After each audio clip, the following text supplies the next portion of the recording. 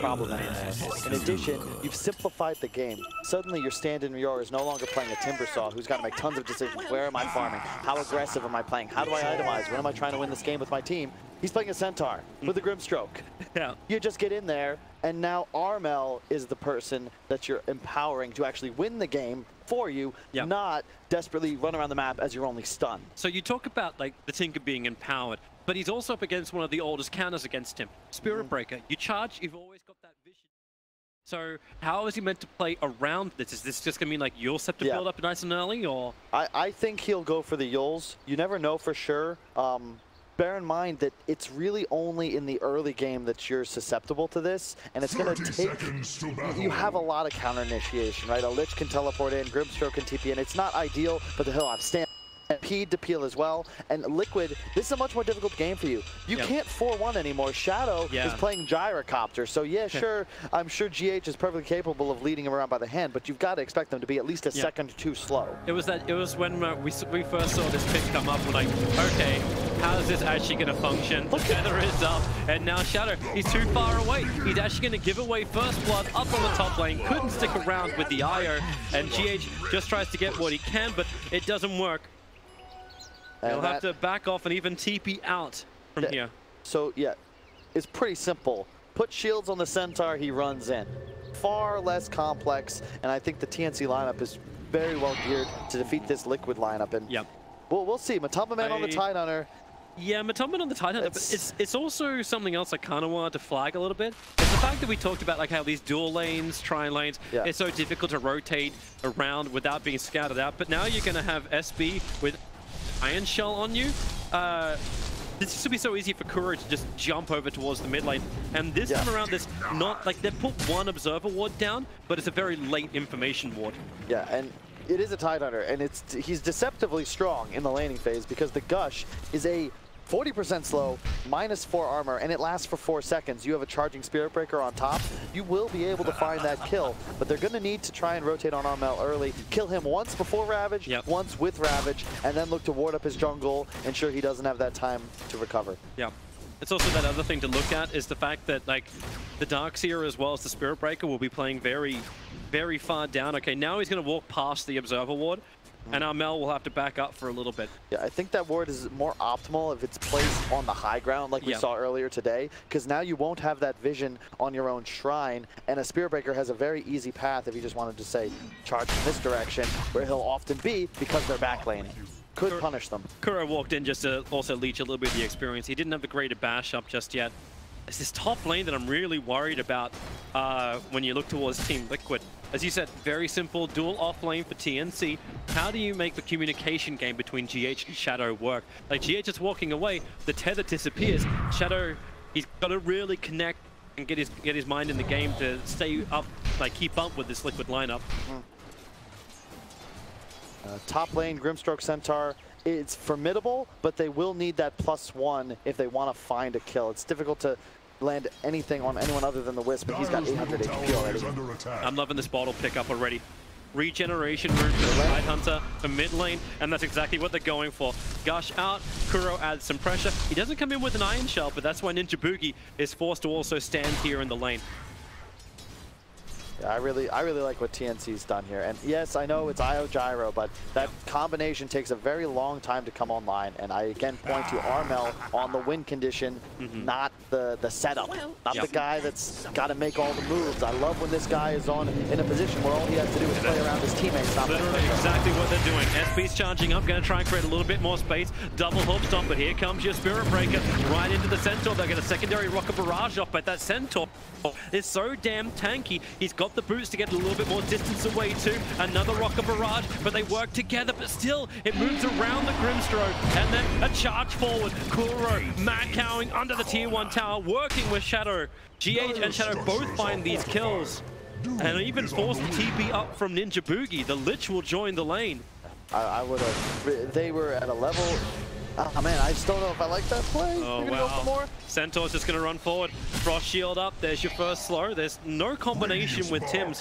He didn't want to use the Ink Swell.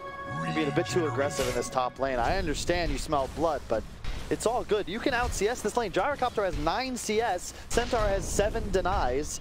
You don't need to pressure a lane this hard when you're already winning it. Yep. Far better to just keep Creepolibrium, out CS. Gyrocopter is not going to be farming stacks anytime soon. Yep. And even then, like right now, I think Tidehunter's going to be a better farmer of those stacks. Mindcontrol's been having a good time on bottom lane. Nowhere near as much experience as he probably would like. He's a full half level. Full half. What is that kind of talk? Yeah, last game of the day. Yep. He's half a level in front of Mindcontrol, and he's still got the creep wave coming into mid lane. SP's charging forward. It's keeping information on Armel. Matumba will tank through this. He got Anchor Smash off cooldown in 1 second time. Armel able to juke it around inside the tree line. But the SP wants to keep going. Matumba, he's got Gush. This is almost like a classic Jimmy build. You go for the bottle on Tidehunter, you've always got this never-ending Gush that you can just pump out while up on top lane. GH can tether away to a defensive shadow.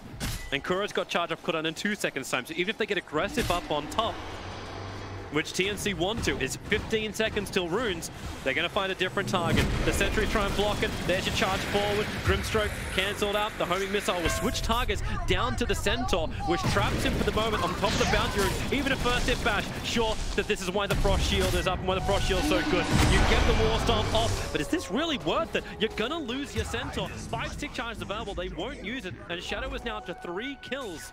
The bounty runes will go the way of TNC. The wave was pushing a bit as well. I mean, both teams lose a wave there, but again, TNC, I understand bounty runes are spawning, but you're always going to be out-rotated when Kuroki can just charge across the map. Yep. You don't have that same mobility, and Gyrocopter, again, even though that's only a level 2 rocket barrage, that's so much damage. It's 360 every Q, and he's not running out of them. There's a Wisp tethering him. So Lich moves back into the mid lane to try and defend. Kuro has hit level 3. Now remember, we have this ability. Like if you are an old Spirit Breaker player, you'll probably not think of Bulldoze as an ability, but oh boy. It's the status resist on Kuro. You're gonna want it for now. The stun's already come out. He can charge away if he wants to. He could stand his ground because Matumbaman is starting to move over. And Matumbaman does actually have Arcane Rune, and he's got Ravage available. Makes that first Ravage usage a lot more efficient, but the charge from SB, they realize the Centaur is alone because the support's rotated up Centaur. Wolf Stomp, he'll get it off, and that pretty much cancels the charge forward. And just to note, like, I know he died once because of the rotation, but Matumbaman was winning that mid lane before he actually got the kill on Armel. And would you ever think that, going back a year or two, that a Tidehunter's mid, and he's forced a Tinker out of lane and won the first few waves? It's the changes. It's Anchor Smash changes, right? Like, it's true. And it's the fact that I actually remember in the Alpha, Dendi, now part of Team Tigers, he would actually go Maelstrom onto his Tidehunter just for it was for shits and giggles. And now it actually becomes a legitimate item to build on a Tidehunter. Maybe not that legit, but legitimate? Unique. Legitimate like Joffrey, maybe. You got a nice ward up top. Oh, okay, but look at the stack. I'll give you points for the Game of Thrones reference. Yeah, this is really nice for Tidehunter to take. The Courier's even flying over the top of it. One more Anchor Smash and he claims it all. Now Grimstroke will try and do something about it. Spirit Breaker moves down south. Remember, there is still the Tidehunter Ravage. They kind of want to have the fight, so you charge forward into Ninja Boogie. One more bash from Kuro would probably help him out. Matumba, okay, he doesn't care. He commits the Ravage. They know they'll get the kill. Yep, I like it. You got an Arcane Rune. You know you need it for the kill. There's no reason to hold on to something that you most likely won't be using just because, again, he's just going to go straight back mid, get that bottom rune, and he'll have an invis now. 90 seconds, Ravages up again. Look for him to possibly TP somewhere else to utilize that just as it comes off cooldown. I cannot believe just how easily Mind Control is also not being touched. Yeah. This guy's been playing fantastic this tournament, and you're giving him free farm. And Faceless Void is one of these heroes that cannot contest him without support. And they're going to try it. He's got Chronosphere available. This is before the Darkseer has any kind of real defensive items. He went for Arcanes as well as for Sorin, but Chrono's out. He tried to get the charge off. The Iron Shell is on the Spirit Breaker. So now we'll see just how well it can work. Not pulled back in, and Gabby gets a double kill. This is fantastic for him. This will speed up his damage output by increasing the speed of the Mask of Battle. Oh, indeed, and that was Liquid getting a little over-aggressive. So far, both teams have tried for a little aggression in the enemy jungle, and both have been punished. You gotta, I don't know if going in on this Void that's threatening Chrono is ever the move. But Mind Control, though, respect, because he's been pressuring that back lane for a couple of minutes. And yeah, he gets punished now, but Void was level 8. He got a lot of farm on that creep camp and behind that wave. He does die for it, but still fine. Plenty of network. Top 70 lane. CS. SP's charging forward. They've got homing missiles combined, so one of these stuns will be able to connect. Spirit Break. Look at the hook stop. Keeps them away for a bit, but with the cooldown and the rocket barrage, and they're keeping them alive. GH is Fairy Fire popping, so they can stay on top of the gyrocopter. Then underneath the tower for Tim. Armel, he'll TP in to be involved in this fight. Spirit Break wants to charge forward, but Armel, so much damage and Liquid. You got over-aggression on bottom. They do the same up on top. And they get the all chat from Tim's. A perfect bit of salt to rub in the wound. One well played by Armel. He doesn't have bots either. That was just him teleporting top. That was an excellent rotation. Did it into the tree gap as well, so I'm not certain Liquid noticed until it was maybe a second or two too late. Yeah, when the Master of the Machines was already down, then you start to feel the burst damage. He did go for a 2-2-4, so that march does hurt hard. And the kills, another item to move up. We talked about the Faceless Void getting the kills on bottom, moves the Mask of Madness forward. This increases the speed for BTs. Yeah, unlike in this game, I think TNC, you're in a position where you should be feeling confident. They're certainly feeling themselves, and right now they have all the momentum. The last two skirmishes going handily in their favor, but it is always a Wisp Gyro. You can never count out Liquid, especially if they have this combination. Matumba's forcing the issue. He wants to get this hit on the tower. He'll charge forward into the ledge, combining with the Gush. -4 armor. Grimstroke's nearby. That's why they're Sinister gazing him in, and they can soul bind both Kuro and Matumba together. I don't think is he waiting for it? Denial on the tower comes from Ninja Boogie. They don't commit any major abilities, and they deny the tier 1 tower. Great play from TNC. Yeah, well done. Oh, they're going again. Relocate. They're bringing in friends. They're chasing after Tims. And Kuro, he'll get in pretty deep underneath the tier 2 tower. Maybe too deep. Call down. Ninja Boogie will walk back into it. The homing missile. You still have Tims staying alive. And Chronosphere, Gabby, he's holding it thanks to the relocate of GH, taking Shadow back up to the top. Good hold. Indeed. That's nice movement from TNC, and this, I just feel that their game is much easier to play. That's the key that I want to focus on, because they aren't going to be abused around the map like Liquid did in the previous game. Spirit Breaker, sure, you can be everywhere, but he's very low damage. In fact, the entire draft of Liquid is very low damage until the Tide and Gyro. I can't believe I'm saying Tide, you know, physical damage items, but until they come online, it's really all about the pick-off. The team fights do not favor them. Smoke's gonna break, a quick jump up high, but it was Kuro who was down in the tree lines. They're putting already the stun onto the Faceless Void. Slowed down, they're underneath Shrine. Makes it difficult to try and get off, and now, yeah, Ravage available. Charging forward towards the Grimstroke, get the chaining stun, so no follow through. Ninja Boogie is in pretty deep, that they put down 2 Observer Wards on this run, both away from any of the camps, so nothing will be blocked. I don't know if Liquid knows that that happened. We'll see. Usually, if they sniff out some wards, they immediately buy sentries, but they did not in this case. And oh, Chain Frost! Yeah, it's Ninja Boogie going for the solo. GH and Shadow trying to split up, but they're very tanky. Chain Frost is good, but IO is better. Yeah, that was very ambitious. Respect, just kill Tom. He's probably dead in that position anyway. Time dilation, Mask of Madness, chaining stuns, way too good. Kuro doesn't even pop the 1 charges. Felt like he was not going to live through that, but he still wanted to burn it. Yeah. You can have a blink soon on Rior as well, and then he can just get active. And I'm normally not a huge fan of rushing blink, but he did get the 2 bracer buildup, and in addition, it's far easier to use that when you have that Tinker as the global threat. Bots are active. He'll probably be finishing a blink maybe 2 to 4 minutes after Centaur does, and then it's so easy for them to find kills on the Wisp, on the Spirit Breaker, on anyone they want pretty much. Well, they're waiting for the gank over Rior, and that's why Tidehunter Invis route. Gush him up, holding the Nether Strike. He knew the Stampede was going to be coming, but Gabby goes in for the Chronosphere there. Very tanky. Oh, no! Shadow's going to run with the Faceless Void and the Tinker both going down. Nowhere he wanted to be. The homing missile will switch targets over towards Tims under the tower. Where's it go now? It ain't to the Lich. Oh boy, that's one of those replays that you probably don't want to see, but you do want to see. Man, that is... Look at the tips. Look at the tips coming in. It's like, thanks, Shadow.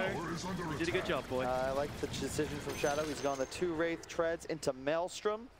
Whenever you're playing against a ton of disables, mischance, it doesn't work on laser, but even if he's chronoed, he will be able to still get those Ags hits off if the Wisp is tethering him at level 15 plus.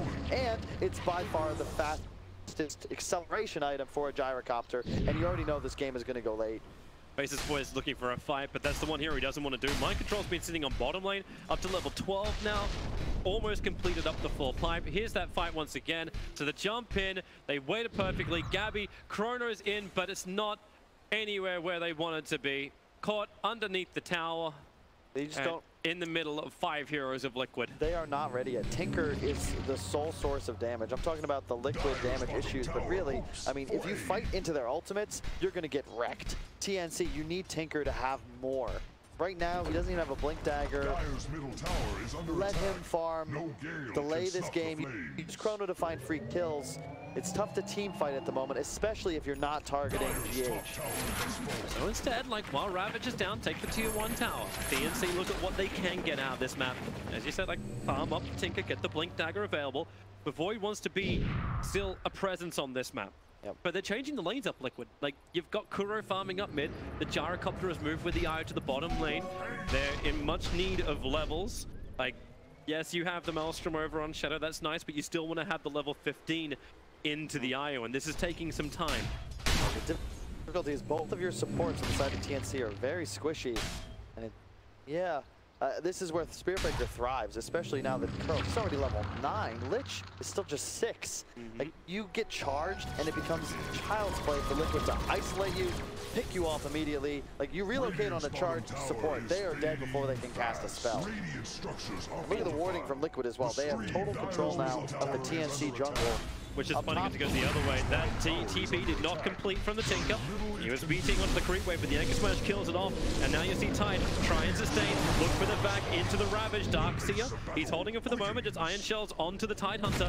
Surge is not available to move him forward, but it doesn't matter when you got Spirit Breaker starting up the initiation. They're all grouped up nicely. 5 heroes together, but Centaur, he wants to fight. Stampede off, but the Ravage, Tide just breaks free so quickly, but Soulbind, it catches Iron. Can't do anything. It was a perfect double chain frost from the Lich. Wow, that was an incredible punish from the side of the TNC. Somehow they got nipped by the Ravage. They were so far away, but the positioning, that's how you got to fight. That initial Chrono that we saw the first time was just a hard commit. You can't play like that. Kite the Tide, kite the Spirit Breaker, find your stronghold around the Tinker March and get that Soulbind off. You have double laser, double chain frost, double edge. You're gonna find kills. Now we'll see just how tanky they can be. Kuro charging forward, hits on 2. They'll back into a double Anchor Smash, not to mention a 3-man wall. Kuro started this fight with 250 HP. He's barely alive, and they'll stick together to get not 1, not 2, but they'll look for the 3rd kill. Faceless Void, is there a charge of darkness? You're looking to move in, but it doesn't matter. Shadow already gets the revenge into Gabby. And Tinker does add a lot of pressure on top lane, however, so Liquid is still back into recovery. That's vintage SEA Dota right there. A little too much aggression. They got a little overconfident thanks to that teamfight victory. Liquid does punish. They were close. They had Chronosphere that entire time, but just weren't able to use their spells in ways that would have worked.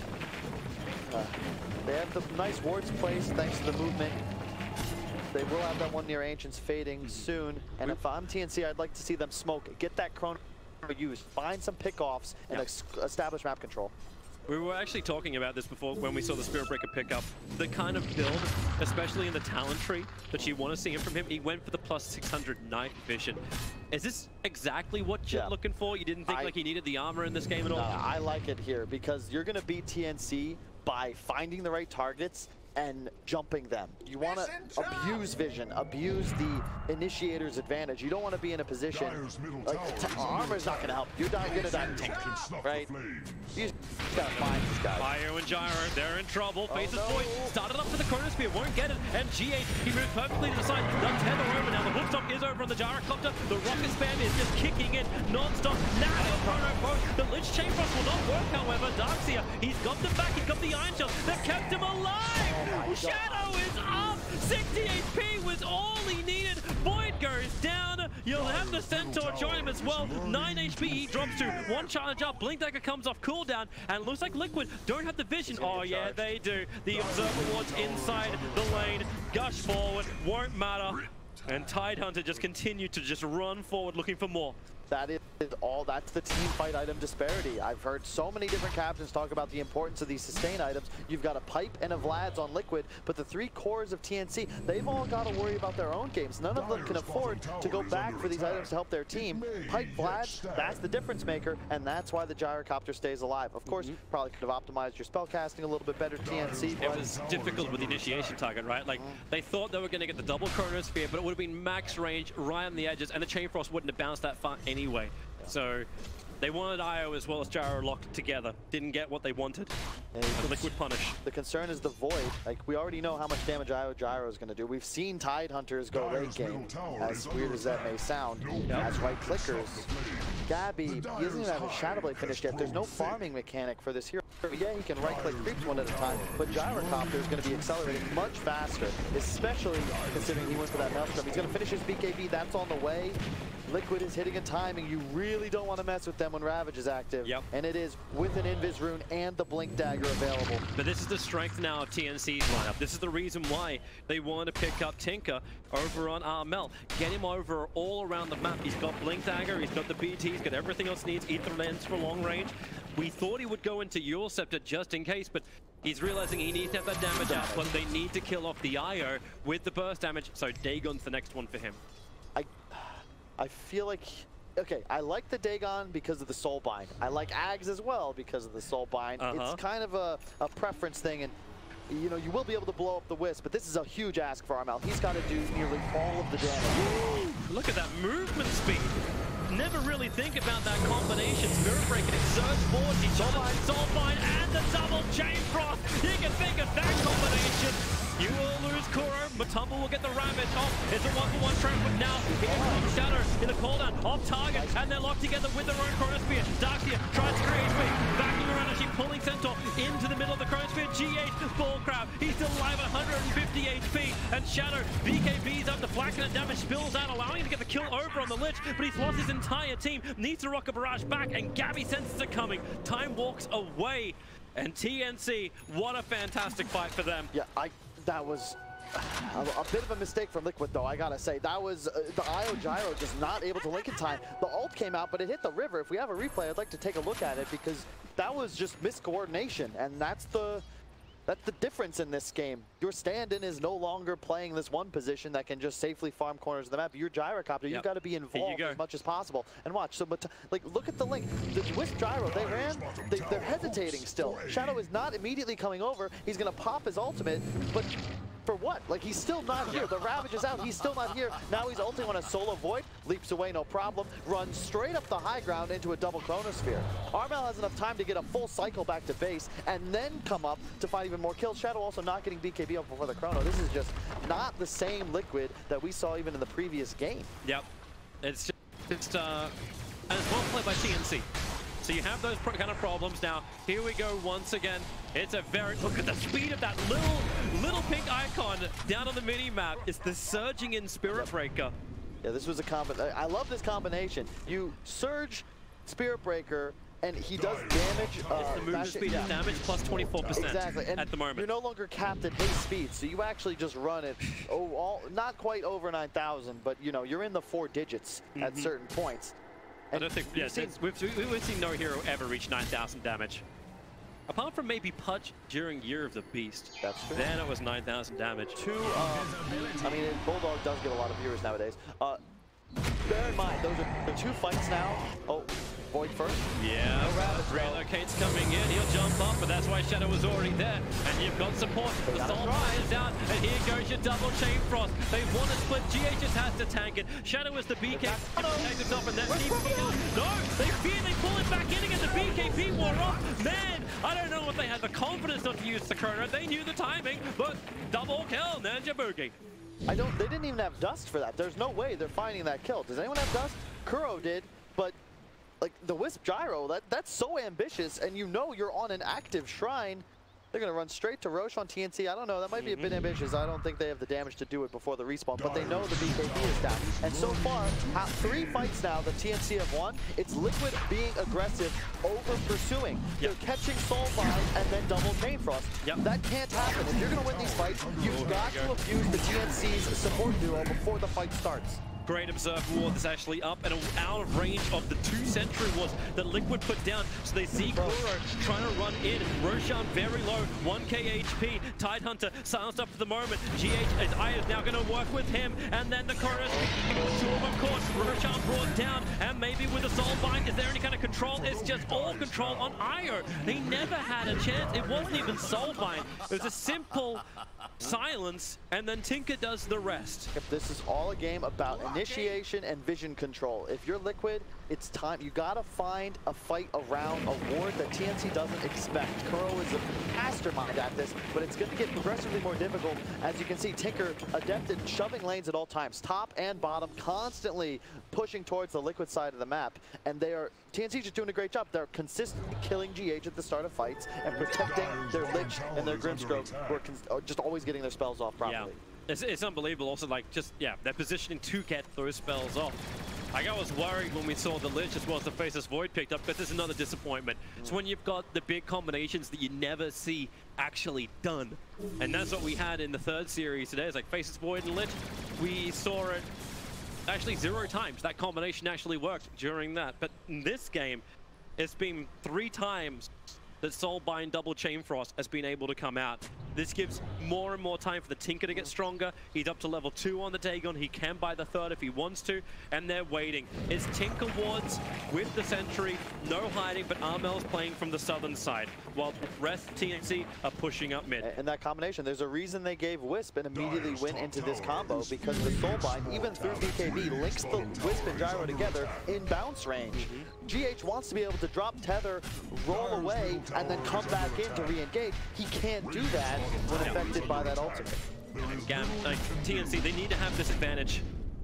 They know this fight's going to get harder. Level 15 arrived on Io, so you got the Tether Grand Scepter bonus. Even high ground defense, even if GH does what he did before and teams up with the Tidehunter, then you're giving him more buffs. And Tide, he has so much information. He'll go for the Gush, but it's actually a Tinker TP. He's out. The Grimstroke, Soulbind gets the double silence, and here we go again! Another Chain Frost! The Ravage will at least catch out on 2, but Arnold's back into the tree.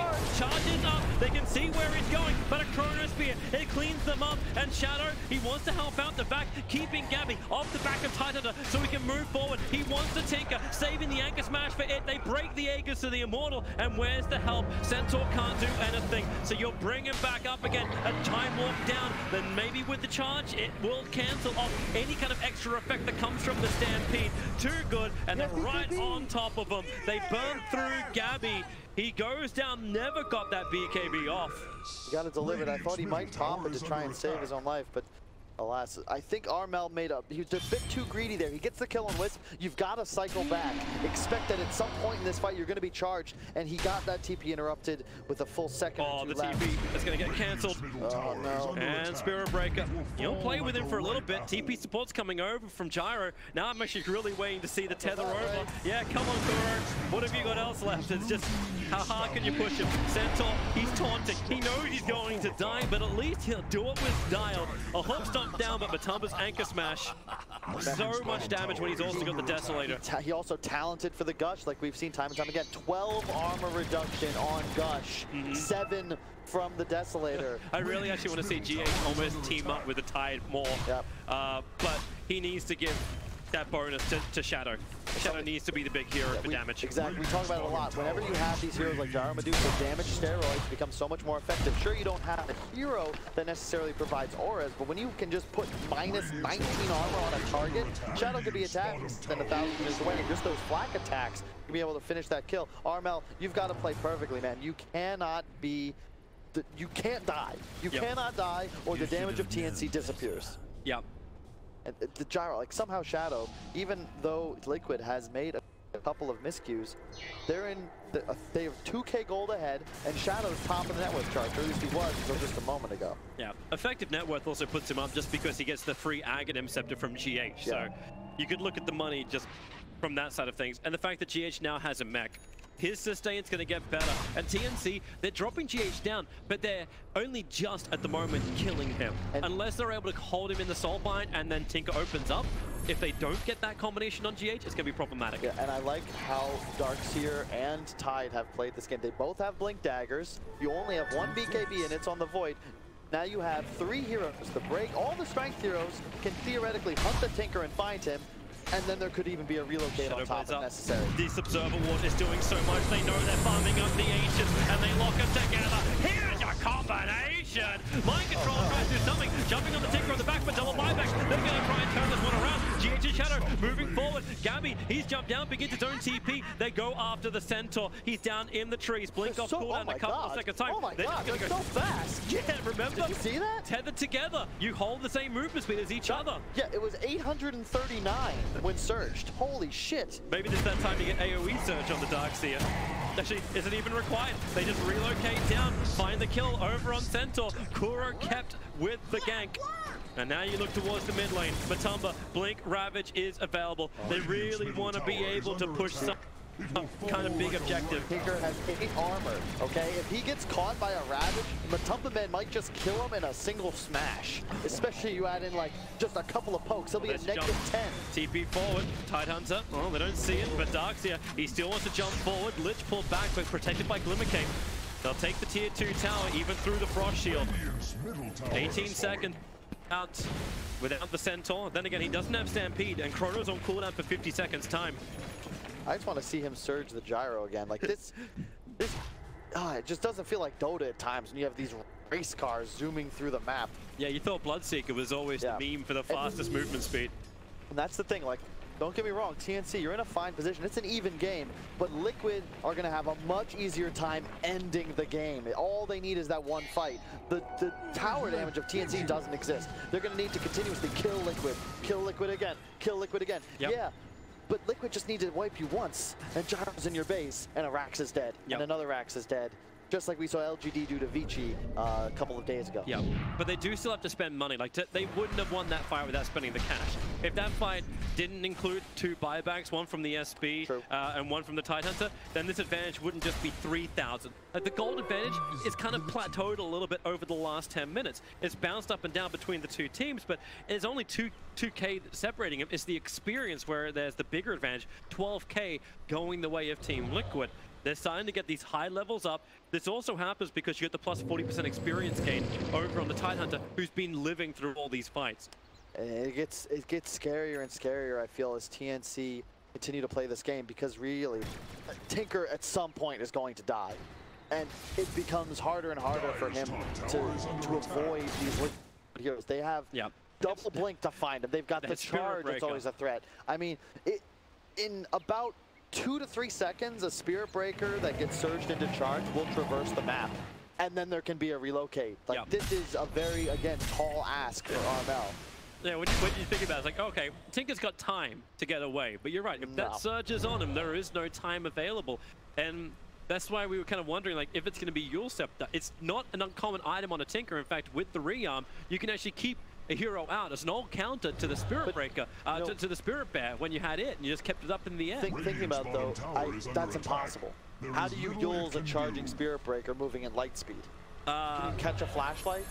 We do the Einstein thing. I'm going to ride at light speed, but I'm going to step forward. And then I'm moving faster than light speed. I don't know if that's how it works. It's not how it works. That's actually actually, I don't even know if that was an Einstein thing or it's just there was a horrible movie called Young Einstein when that was in it. I'd say horrible movie. It was funny, but terrible. Australian cinema. Oh god, that's why I haven't heard of it. Yeah, that never would have reached America. You got TNC on the hunt. Shadowblade DD, Silver Edge prepared. This could be big. IO going to walk into it as well. The sentry wards are down. They saw him coming. Gyrocopter. Not a great time to get snagged up by the engine prowlers, but as you said, homing missile. Chasing the Faceless Void, and he doesn't want a bar of it. Liquid had everyone behind that ready to fight.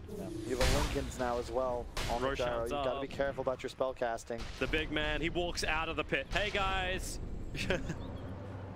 Remember me? I have Aegis as well as a cheese to grant to the lucky winner who kills me. And here comes Liquid. They've got BKB finished on the Tidehunter. They're just gunning for this Tinker. They want to get onto those backline squishies. Yeah, like, who do you even hit with this? Like, can you actually, like, who is your target with the Silver Edge? I imagine the Tide Hunter just to remove the Kraken shell, but it does not feel like the most effective use of that gold on board. You want to hit Io maybe? Like, is that the way? I wouldn't mind an Ags in this game, and that is what he has queued up, but I feel like the Maelstrom first just to scale Look at that surge up from Mind Control. He sees him with the Sentry Ward, breaks the smoke over on the Centaur, and they want to try and fight this one. They're trying to stay separated. Here's your call out, completely wasted with a Rabbit. Actually catching Face's voice. Time Walk didn't get him down the hill. He was too short, not enough length. They go for more with that Nether Strike, pushing back the big hero in the fights for TNC, taking out Tim's. No Soulbind, no control, no Wombo combo, and now Liquid take Roshan. Dude, once again, man, Matumba, man. Usually he's relegated to that support core, right? You know, the Vipers, the Necros. He doesn't get a chance to strut his stuff, but so far, man, he's making Tide Hunter look like a hard carry. Yep. He's a guy level 25. He's 250 damage. Like it's a heavy hitting melon. And they jump. They go in deeper. Ninja Boogie loses 2/3 of his life from one Anchor Smash. Limit Cave to protect himself. He was trying to blink forwards and ravage the enemy side, but he actually just got hit by Gabby. The blink was canceled, and he realized, oh wait, there's a void here. Hit him, gushed, hit him once, Anchor smashed. He was dead a moment later. That is unbelievable amounts of damage. They have the Aegis now, an AK lead, and just watch. So you can see, he gets jumped, he ravages right as he gets hit instead of blinking onto those two supports. And this is... Oh. Yeah, that is a horrible position for Gabby. Like I actually thought the TNC had the advantage in that fight. The call down hit absolutely nothing. TNC were able to disengage away from the initiation of Liquid, but not all of the initiation. So they start again. Shadow here for the 35-minute rune. They try and protect him with the Lotus, but Centaur Hoofstomp doesn't care about that. It was still Shadow who was able to get the bounty, however. But TNC, they have an advantage as well.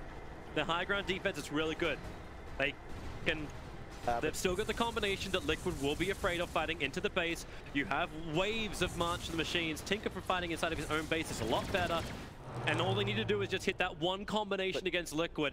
I know you're down there, but I'm feeling for a team who's behind. They need more than one combination, Toby, because they don't have any building damage. Void is...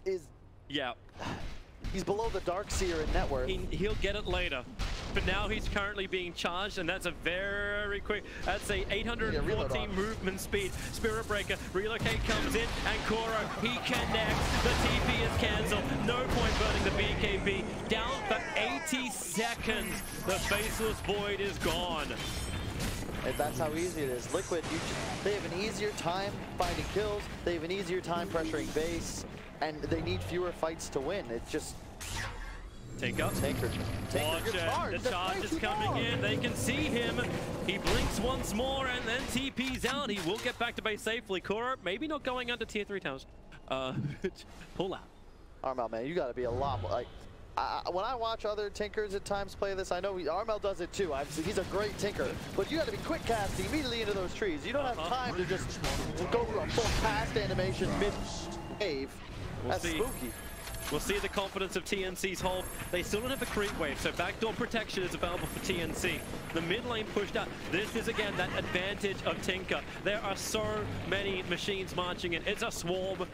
Just trying to keep Liquid out of the base, but it's a very shallow one. They're still concerned. Even getting rid of that Observer Ward, they didn't want to get in too close. Now, Kuro, he's just full disco. He's Disco Cal. Every bit of lighting effect they can put on him, they've got the golden Immortal of Darkseer, not to mention the Mjolnir. It's just, it all comes back to that concept of acceleration. You don't see VP or Liquid make item mistakes, even though Liquid has a stand-in. Gyro went Maelstrom from first item. He knew how late this game was going to go. Tinker, Naga, these two heroes are the ones that guarantee, unless you totally, utterly dominate your opponents, it's going to go to 30, 40 minutes plus. And Faceless Void has got 3, he went Mask, Shadowblade, BKB, that's great, but you've lost a couple fights now, and you're suddenly a non-factor. Look at that speed! This gyrocopter, he's popped the rockets! Instantly, Tim just explodes. He'll fight back in deep, double hooked up. This is nice. Where's the combination? The Kuro Spear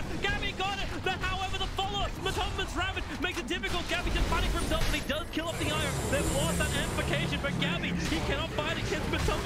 That is way too strong. Has to run away, but another Hopstop just trying to delay the attack. Keep the racks alive. Soul Bind not available. BKB from Shadow. Now all will be popped. They still want to try and fight. Negative armor on the Centaur, and that's why he just evaporates all health, but no protection. The racks is gone, and that's enough for Liquid. They'll back up with no IO. This is huge. TNC can still hold, but it's a rough ask.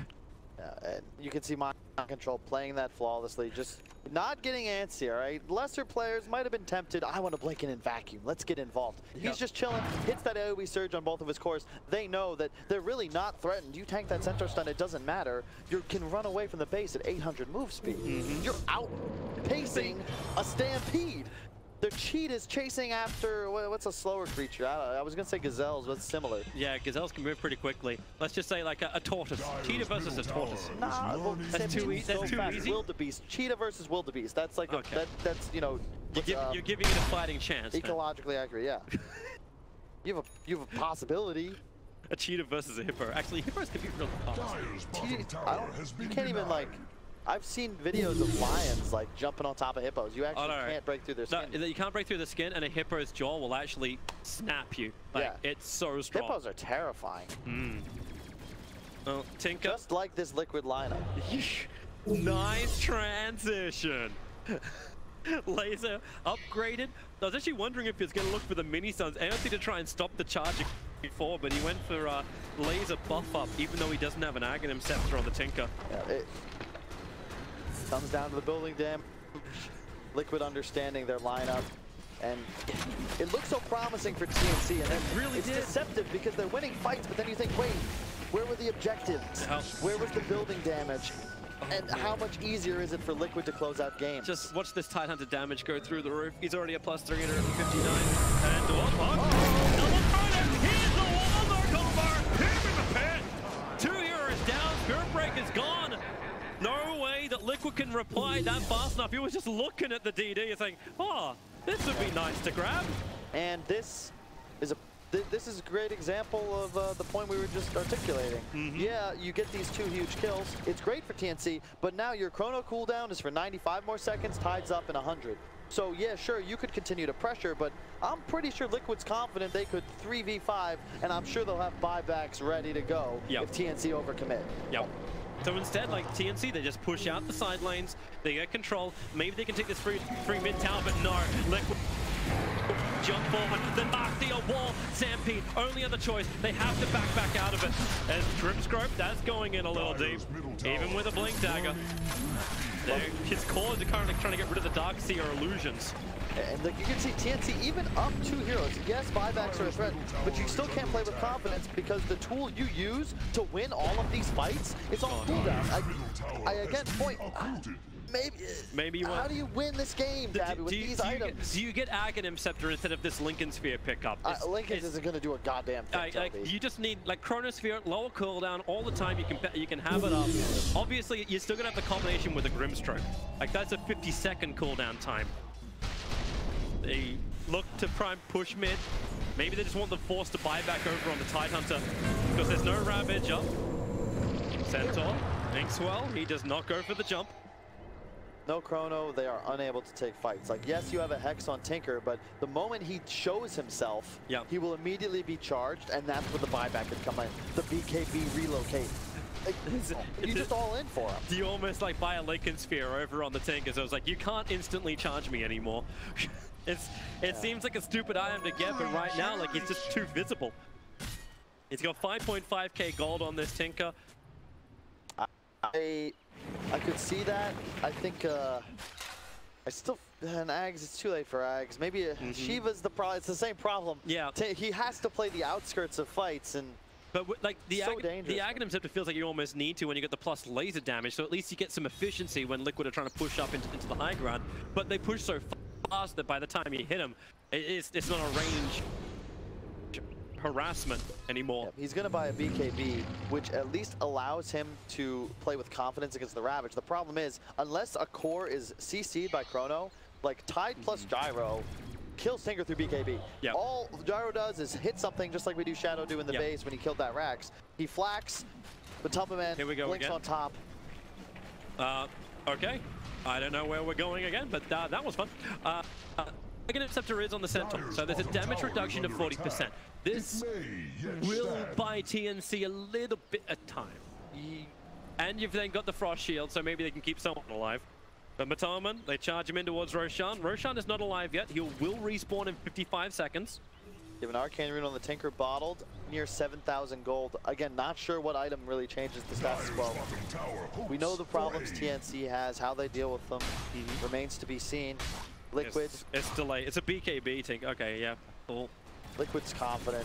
It's only an 11k lead, which is still quite a lot, but at 44 minutes or so, it's not so large. And yeah, you got a Rax too, but against Tinker, that's relatively irrelevant. He's always going to be able to keep that lane shoved. In fact, even against the super creeps, he's got the creep wave bottom on the tier 2. They run under the ward though. This could be good for TNC. Server and Sentry, do they want to try and fight this? They're together. There's a hold stop. They need the double combination for Central. They do actually hit him with a soul fire, but once again, the rabbit pops off, and that Lynch Shamrock bounces around, but it goes the opposite direction. With everyone together, Shadow gets the double underneath the shrine. TNC die. 5 heroes. They were in that, and 4 of them died. Centaur, the only one to get out, but he got caught in the chrono. Shadow is healing with satanic hits while he's in Chronosphere, thanks to that Agni Scepter upgrade. And you have a BKB on both targets. And that double insult's irrelevant now. Look at the AoE surge. They just go off into the high ground once again. Everyone even grouped up for it. And you can see the difference, right? 2 heroes dead on TNC. Liquid's diving the base. Yep. 2 heroes dead on Liquid. TNC has to play safe. Tana to finally get down the tree line. I think he was waiting for the Tinker to jump into the tree line and just get that instant kill. So the lane of Rags now on top is gone. Both side lines taken care of, and they get the buyback from the Faceless Void. But you know, gold. Yeah, he wants to. Okay, maybe he should spend some of that. But the push is coming into the mid lane. The tier 3 tower, he's buying it up now. But Liquid, they want to jump. No Ravage available, but a Daedalus on the Tidehunter. You look for that damage. Great hold stop. Catching 3. Soulbind him. The Chain Frost should be pretty damn good as well. But Ninja Boogie, they don't actually have anything. The Soulbind can't be there because you don't have the Grimstroke alive. I look for it, and there's like nothing. 18-14 on those crits. Tidehunter is a real hero. Now move back and do Roshan with Lich dead. Combinations down once more. No Chronosphere available for 14 seconds. Gabby can't get there in time. Roshan dies too quickly.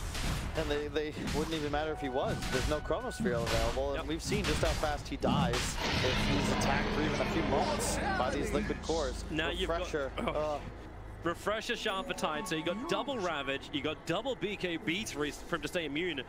That Butterfly was purchased up by the Gyrocopter. He's already moved his treads out, so he can switch in. Oh, he's moved the S and Y out. Sure, why not? They got no direct damage now, TNC, to kill off Shadow. Yeah, they have 2 pipes. Stop. Try and hold him in position. Looking for the follow-up stunts, but Lotusaur will protect Shadow. Homing missiles, jumping forward. All 3 go towards the Centaur. Call down. That seems a little preemptive as the Chronosphere on bottom lane. They're catching Matumba. He cannot get anything off it. Then he just uses buyback. They actually have no Chronosphere now, buying BTs. Why do I just feel like I got debated? The status resist on this Gyrocopter, my god, he's getting stunned for all of like a second and a half. There's your Ravage, #1, instantly removing off the Grimstroke. The bubble, and they need the extra control. A double stop from Gura, but here comes your Ravage Matumba. Next up, he'll break free instantly, and they're a little bit too far away from Gabby. He jumps forward, but there's no Chronosphere. He has to bounce back instantly. The damage is just so high. GH actually has the tethered ability. He was doing more damage than I'd say the Faceless Void do. Another hook stomp forward, but then towards the center. Armel jumps in deep. BKB will protect it. He'll actually re-arm, blink further away, trying to fight underneath their own tier 4 towers. Now the charge forward. Damn, they move fast. Through the Centaur, through the Void, and in through to the next round. They will take the Fountain, and Team Liquid keep their lower bracket hopes alive. They already knocked down by Team Secret, who look in massive lower bracket position, but Liquid move forward to face up against Fnatic in the lower bracket round 3, and they do it with confidence. That was the Shadow Show, and obviously his team playing excellent, but that was possibly the worst high-five. Show a replay of just that all the time. You can high five however you want when you play Dota that well, Toby. That was a